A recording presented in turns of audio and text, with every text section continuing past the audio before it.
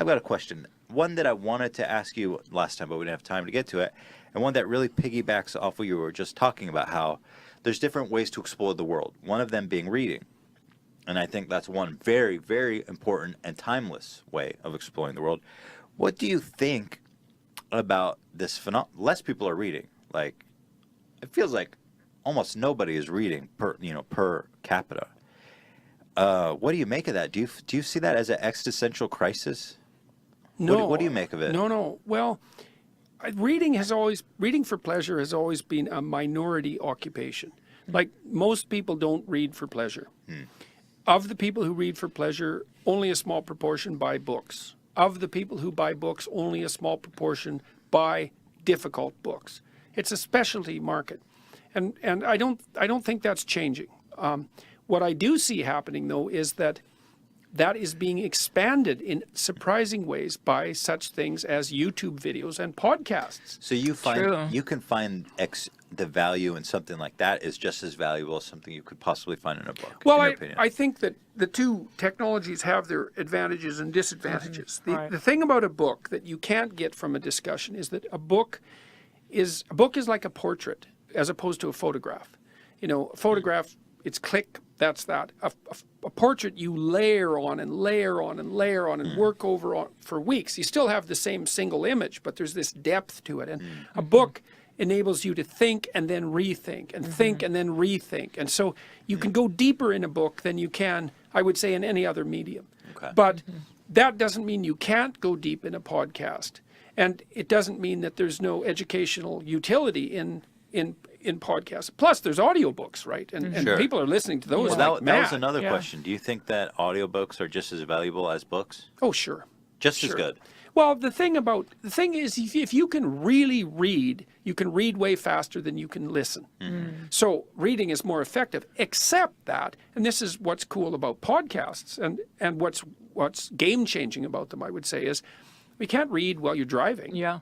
You can't read while you're doing the dishes or exercising. And so all of a sudden with the podcast world, people have all this time that was used maybe listening to music, which is fine, right?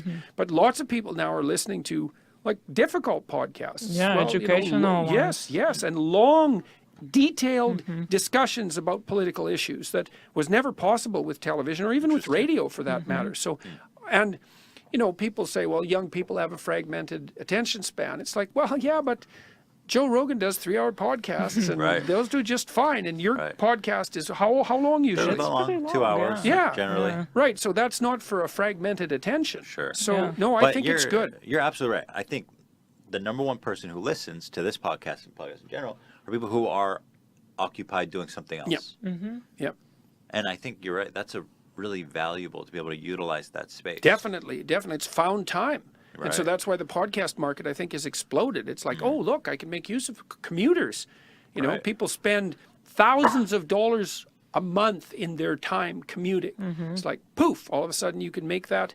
You can take a university degree while you're commuting, essentially, in terms of the knowledge that you can attain. Sure. So I'm not pessimistic about that at all. And also the way that you have been using YouTube with your content is kind of amazing. It's the way that there's hundreds of thousands of views on your lectures and and they're difficult. They're difficult lectures. Like they push me when I'm lecturing, and they're long. That's right. And there's a big market for high quality educational material. So, or demanding educational material, let's say. One of the brilliant things you've done is you market yourself really well, and to the new media, I think, where your contemporaries weren't doing that. Right. And so you really broke new ground with that. And I mean, it's paid dividends for you, obviously. Yeah, well, it's part of my insane curiosity, and I've always learned, it's this same thing we were talking about 10 minutes ago. It's like, I've done a lot of different things in my life, and I've always felt like a complete idiot when I started doing them, because that's why Carl Jung said, for example, that the fool is the precursor to the savior. You have to be willing to be a fool to advance, because when you first move in your new direction, what the hell do you know? You're just a bumbling dimwit, but you won't be that for long. That's the thing.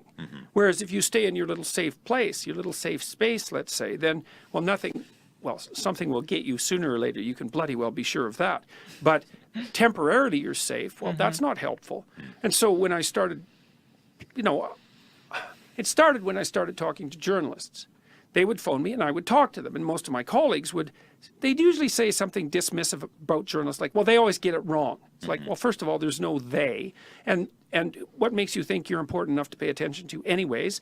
And if they get it wrong, maybe it's because you didn't explain it very well. And the journalists would call and I'd talk to them. And well, then they'd offer me an opportunity. So I got an opportunity to go on a TV show. And I thought, oh, that's interesting. I'll go do that. And so I did that and it worked pretty well. And then I got an opportunity to do some more. And then I was on a regular on a TV panel news show in Ontario. And then I got this little 13-part series that they made out of my courses and started doing public lectures, and those all worked. And then I thought, oh, well, what the hell would happen if I put these on YouTube? There seems to be a market for them.